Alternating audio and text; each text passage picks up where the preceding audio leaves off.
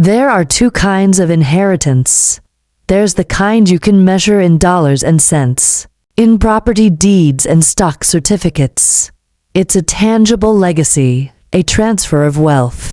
But then there's the other kind, the one that's written not in a will, but in the very marrow of your bones. It's an inheritance of spirit, of resilience, of a quiet rebellion passed down through generations. In my family, the two were supposed to be one and the same. The money was meant to be the fuel for the spirit, a sacred trust created by a woman who had to burn down her own life just to build a new one. I was supposed to be the beneficiary of her fight. I never imagined I'd have to start a war of my own just to claim it. My great-aunt Victoria was a legend in our family, a mythic figure.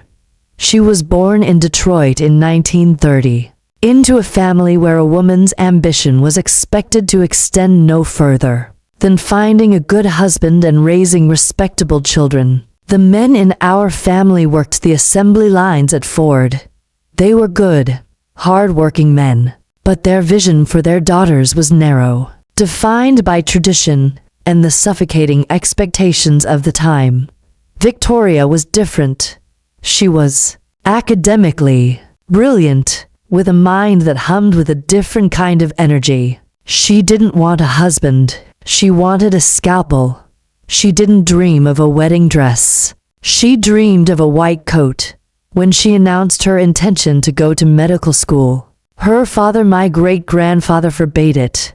He told her it was unladylike, a waste of a good mind that could be used to support a husband's career. He refused to pay a single penny, so Victoria did the unthinkable. At 20 years old, she packed a single suitcase, walked out of her family home, and never looked back. She put herself through college and then medical school by working 3 jobs as a waitress, a librarian's assistant, a switchboard operator. She lived on stale bread and sheer, unadulterated will.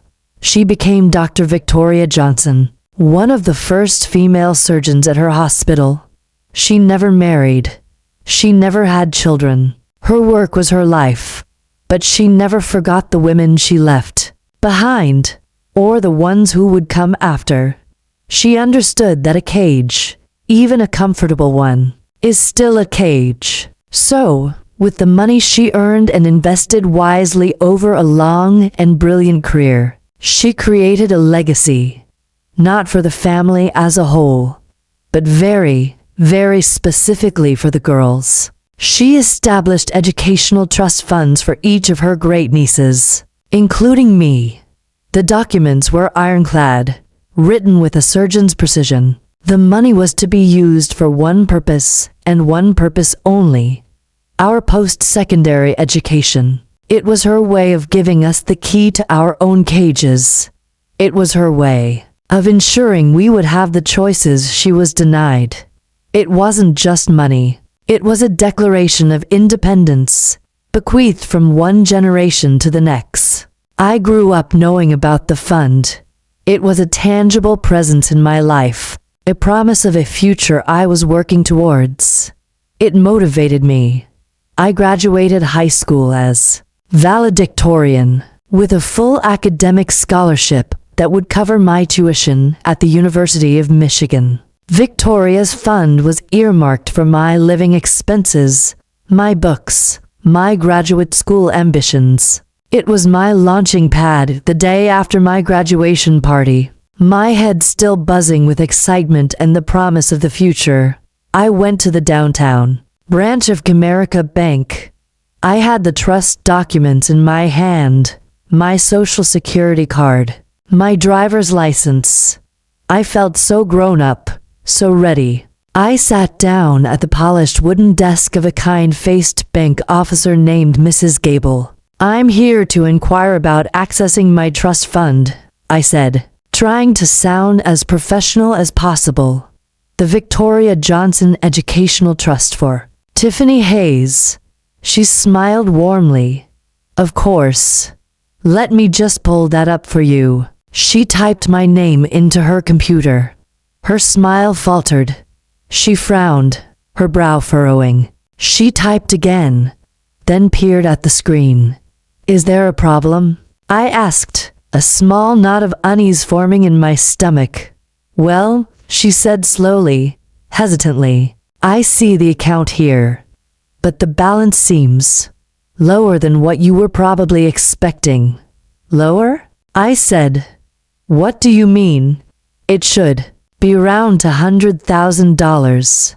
My parents showed me the statements a few years ago. Mrs. Gable looked deeply uncomfortable. She cleared her throat. According to our records, Tiffany, the current balance is $47,312.58. The number didn't compute. It was like she had spoken in a foreign language. What? That's impossible. There must be a mistake.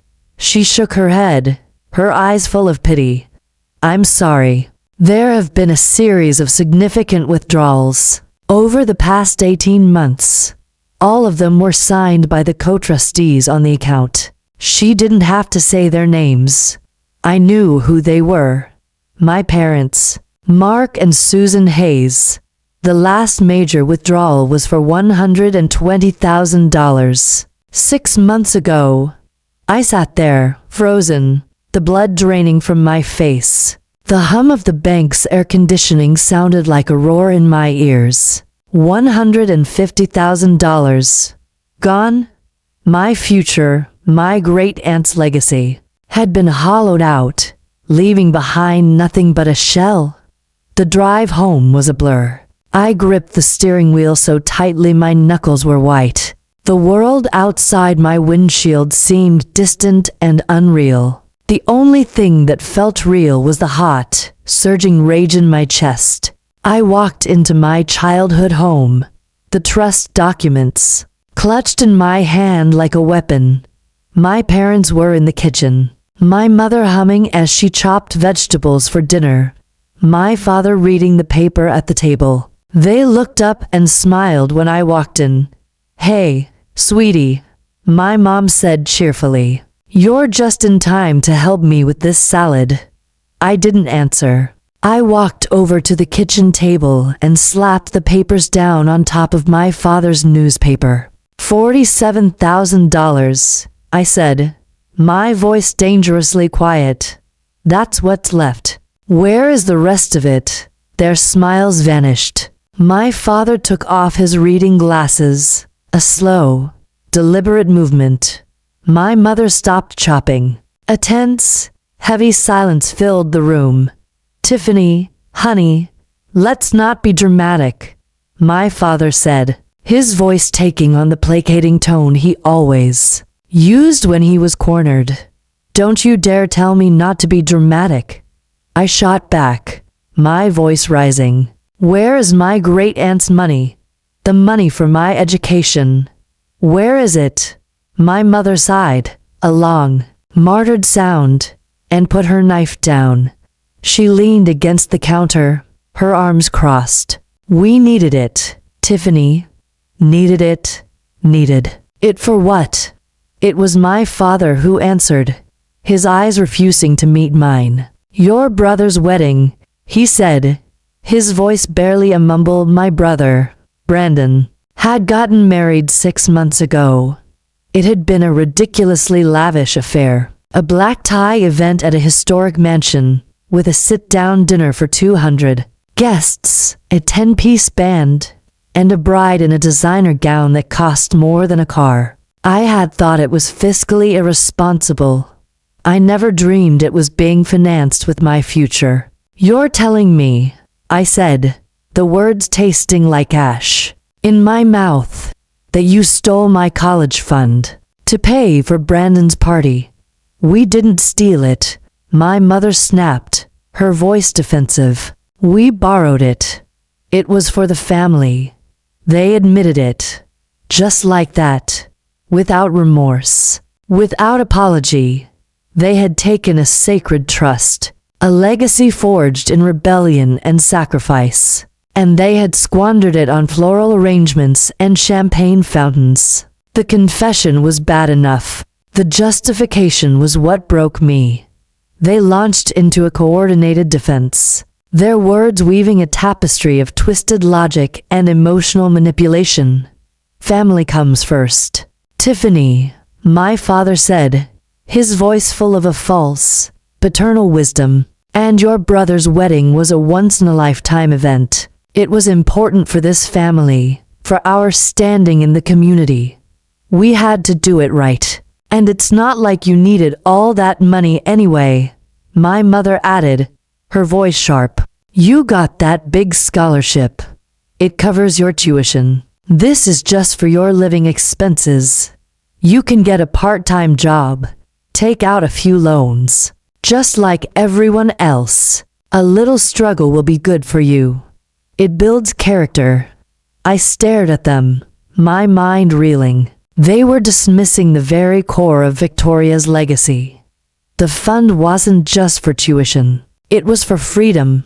Freedom from debt. Freedom from having to work 3 jobs while trying to study. Freedom to pursue a master's degree or a PhD without a mountain of loans. It was the freedom my great-aunt had bled for. Her will was specific. I said, my voice trembling with a rage so profound it felt cold. The money was for the girls in this family. It was for our education. It was so we wouldn't have to be dependent on anyone. You took that from me and you gave it to my brother. You chose his wedding over my future. Don't be so selfish, Tiffany, my mother said, her eyes hard as stone. Brandon is your brother. His happiness is your happiness.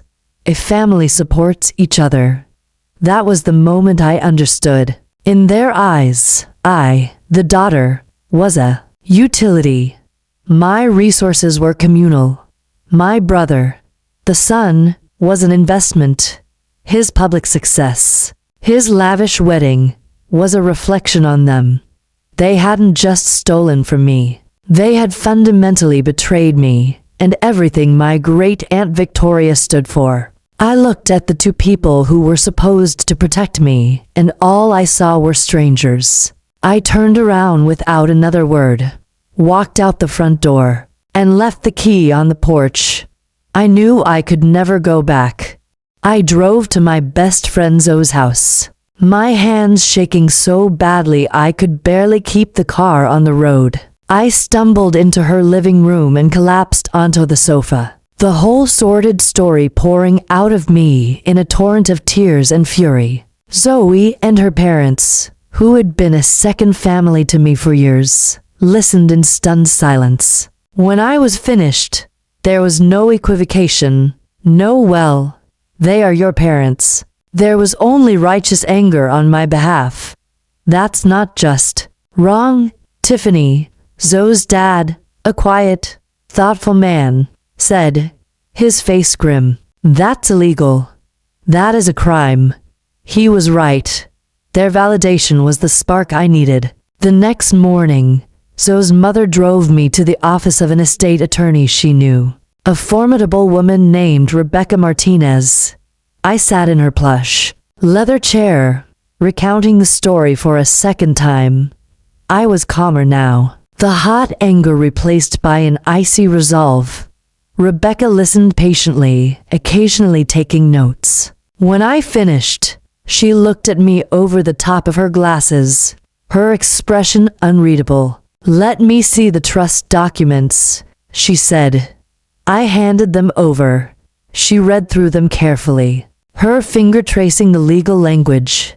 After a few minutes, she looked up, and for the first time, I saw a flicker of a smile. Well, Miss Hayes, she said, her voice crisp and professional.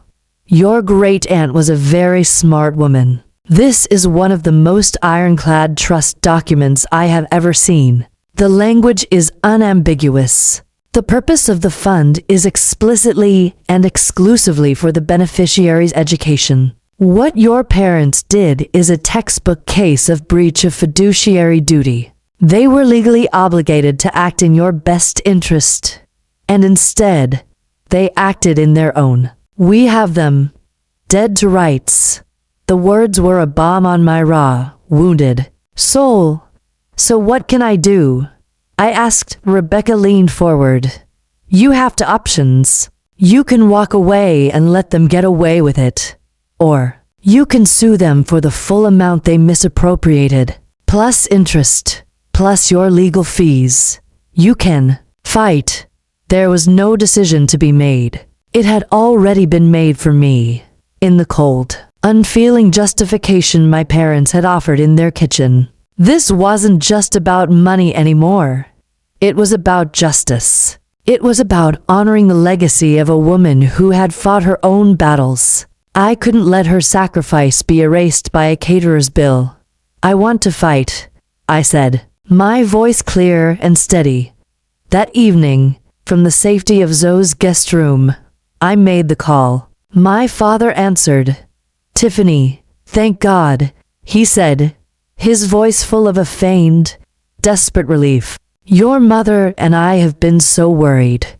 Please, just come home so we can talk about this. There's nothing to talk about, Dad, I said, my voice devoid of emotion. I'm calling to inform you that I have retained legal counsel. I am suing you and Mom for breach of fiduciary duty. You will be served with the papers sometime next week. There was a stunned silence on the other end of the line. I could hear my mother's frantic whispering in the background.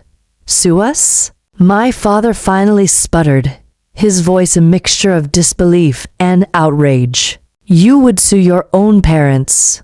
We are your family. After everything we've done for you. You did this, I said calmly.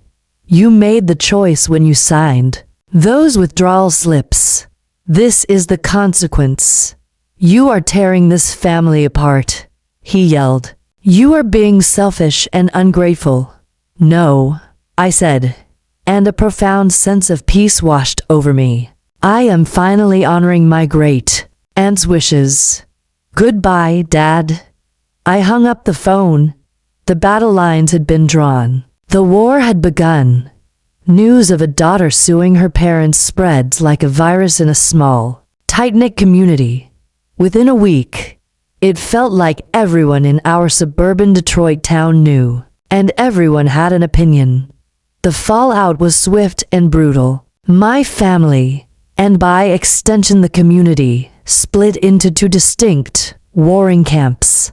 The older generation, my parents' friends, my great-aunts and uncles on my father's side, were uniformly horrified. They saw my actions as a grotesque violation of a sacred commandment.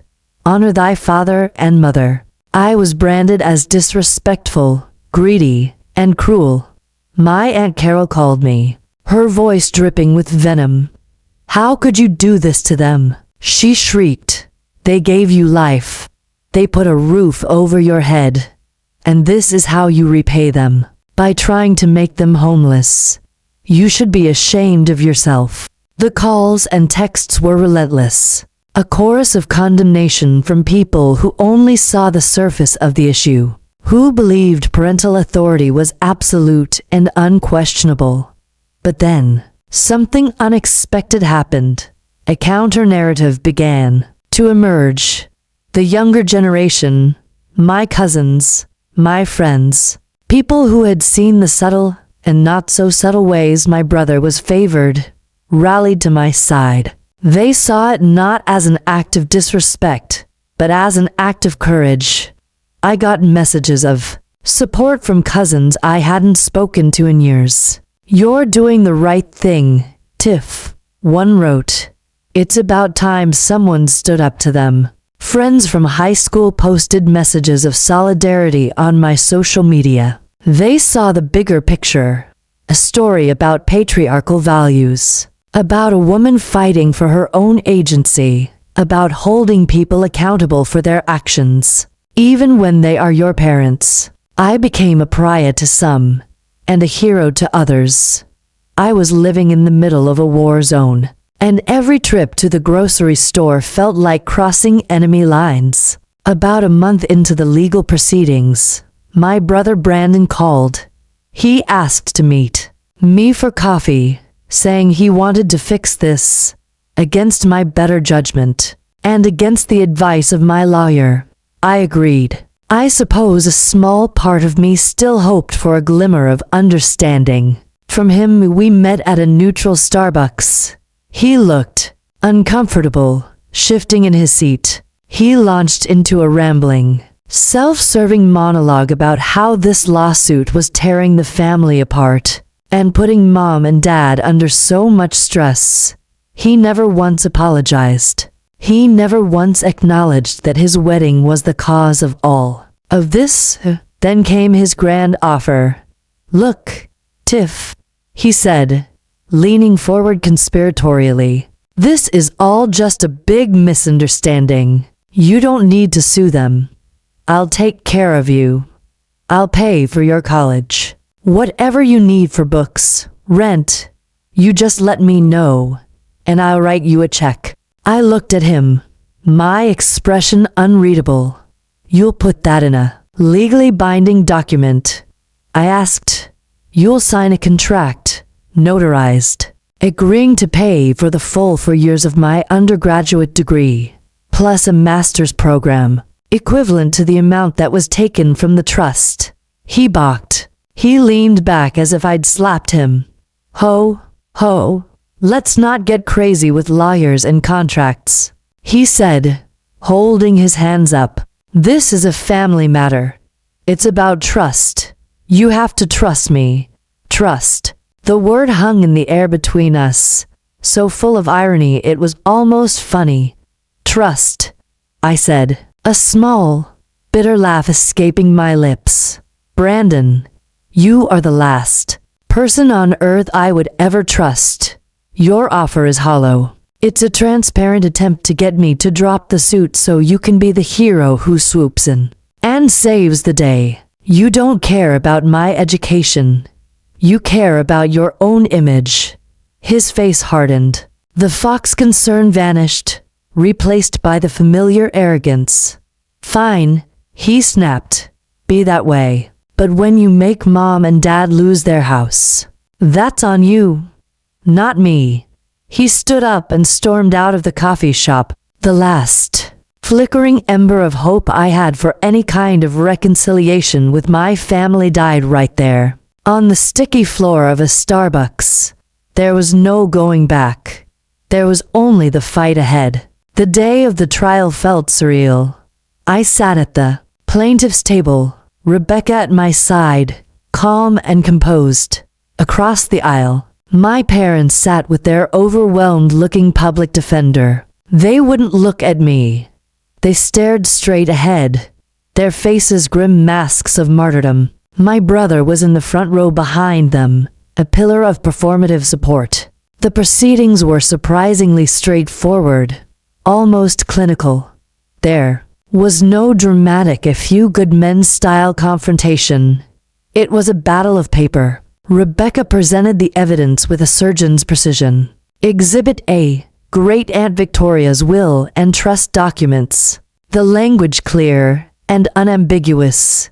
Exhibit B, the bank records, showing the initial balance and the series of large withdrawals signed by my parents. Exhibit C, the invoices from the wedding venue, the caterer, the florist, the band, all dated within days of the major withdrawals, totaling almost exactly the amount that was taken. My parents' defense was flimsy, bordering on pathetic.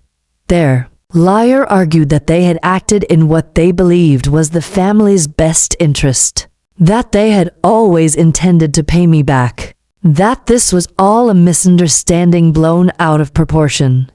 When my father took the stand, he was a portrait of aggrieved fatherhood. He spoke about his love for his children, his desire to provide them with the best, his belief that a family's resources should be fluid. Rebecca's cross-examination was devastatingly simple. "Mr. Hayes," she asked, her voice calm, "was your daughter, Tiffany, aware that you were withdrawing these funds?" "Well, no, not at the time," he mumbled. And was the purchase of a $10,000 wedding gown for your daughter-in-law a qualified educational expense, as stipulated in the trust? No. But, and was the $50,000 catering bill a qualified educational expense? Objection. Their lawyer called out weakly. Sustained, the judge said. But I think I see where this is going. Please continue. Ms. Martinez. It was a bloodbath, a quiet, polite, paper-driven bloodbath. The judge didn't even need to deliberate for long. She returned after a short recess, her face impassive. She looked at my parents, then at me. A fiduciary duty, she said, her voice echoing in the silent courtroom, is one of the most sacred obligations in our legal system. It requires a trustee to act with the utmost loyalty and care for the beneficiary. It is not a suggestion, it is a mandate. She paused, looking directly at my parents. In this case, it is abundantly clear that the defendants, Mark and Susan Hayes, have committed a profound and unequivocal breach of that duty. They misappropriated funds entrusted to them for their daughter's education and used them for their own purposes, specifically for the benefit of their other child. The justification that this was for the family holds no legal water whatsoever. She then looked at me, and for the first time, I saw a flicker of something that looked like empathy in her eyes. Therefore, she declared, this court rules in favor of the plaintiff, Tiffany Hayes.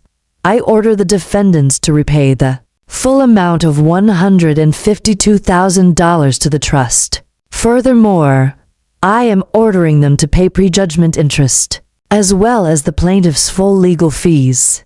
A gasp went through the courtroom. I felt a wave of relief so powerful it almost buckled my knees. I had won. Justice had been served. Rebecca gave my hand a firm, reassuring squeeze under the table.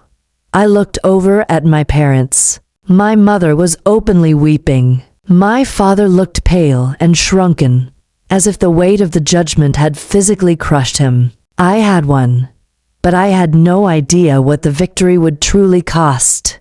The judgment was a legal victory, but it was a social catastrophe. To pay the court-ordered amount, my parents, who had lived beyond their means for years, were forced to do the one thing that symbolized ultimate failure in their suburban world: take out a second mortgage on their home. The for sale sign never went up, but the news of the second mortgage spread through the community like a stain.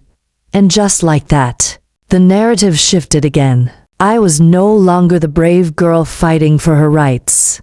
I was now the cruel, vindictive daughter who was taking her parents' house. The sympathy that had been building for me evaporated overnight. At the grocery store, old neighbors who used to hug me would now turn their carts and walk stiffly down another aisle. The whispers followed me everywhere. Can you believe she did that to her own mother and father? Over some money, she's putting them out on the street. I became even more isolated, the villain in a story I never wanted to be a part of. The victory felt hollow, tainted by the public condemnation. I had the money back in a trust account, but I had lost my community, my extended family, and any shred of a relationship with my parents. It was a lonely, bitter kind of justice. I thought the judgment would be the end of it, that they would finally leave me alone. But my family's capacity for manipulation, I was learning, was a renewable resource. Months later, after the checks had cleared and the legal dust had settled, my father called me. His voice was different. It was stripped of the anger and bluster, replaced by a strange, syrupy sincerity that set off every alarm bell in my head. "Tiff," he said, his voice soft, "I know things have been difficult, but we are still a family, and families need to heal. Your mother and I have been talking, and we have an idea, a way to move forward together. I was silent, waiting. "We think we should create a new fund," he said. "A new family fund. We'll all manage it together. You, me, your mother, Brandon. We'll pool our resources.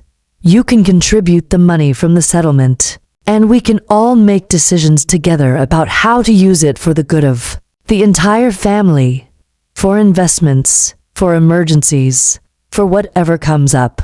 It'll be a symbol of our reunion, a fresh start." I was speechless. It was the most audacious, most breathtakingly manipulative thing I had ever heard. After I had to sue them to get my money back, after a judge had explicitly ruled they couldn't be trusted with it, their solution was for me to voluntarily give it back to them, to put them back in a position of control. It wasn't an olive branch. It was a Trojan horse. That was just the beginning. The family fund idea was followed by a coordinated campaign from the rest of the family. My Uncle Mike called to ask for a small loan of $20,000 to help him start a new business. My cousin, who had previously supported me, sheepishly called to ask if I could help her with a down payment on a car. The final, unbelievable straw came from my Aunt Carol, the one who had screamed at me on the phone. She called with what she presented as a brilliant, win-win solution to all this ugliness. "Tiffany, honey," she cooed, her voice dripping with false sweetness. "I was thinking, your parents are struggling so much with this new mortgage payment, and you have all that money now. Why don't you use it to buy their house from them? You could be the owner, and then you could let them live there, rent-free, for the rest of their lives. It would be the perfect way for you to make amends, to show everyone that you're not the monster they think you are. You'd be taking care of your parents in their old age. It's the Christian thing to do." I listened to her lay out this insane, parasitic plan, and I finally understood. They would never stop. They would never change. They would always see me and my resources as something to be consumed. They would never respect me, my boundaries, or the legacy of my great-aunt Victoria. Any attempt at reconciliation was futile. They didn't want a relationship with me.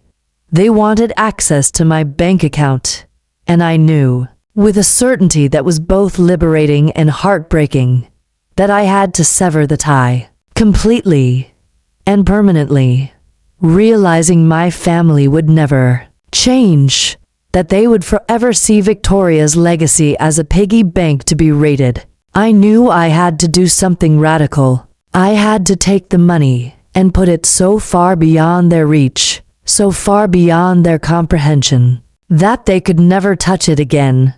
I had to transform it. I had to elevate it. I met with Rebecca Martinez again, not as a client this time, but as a visionary. I laid out my plan. She listened, a slow, brilliant smile spreading across her face. 2 months later, the paperwork was filed. I took half of the money from my settlement, my personal pain, my hard-won victory, and I used it to establish a new, legally incorporated nonprofit organization. I called it the Victoria Johnson Educational Foundation.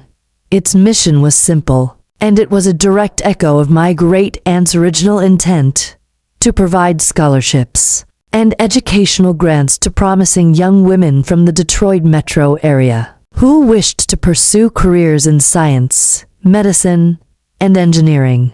I took my private inheritance, which had been the source of so much pain and division, and I made it public. I turned it into a legacy not just for me, but for dozens, and eventually hundreds, of other young women who had the same fire Victoria had, but lacked the resources.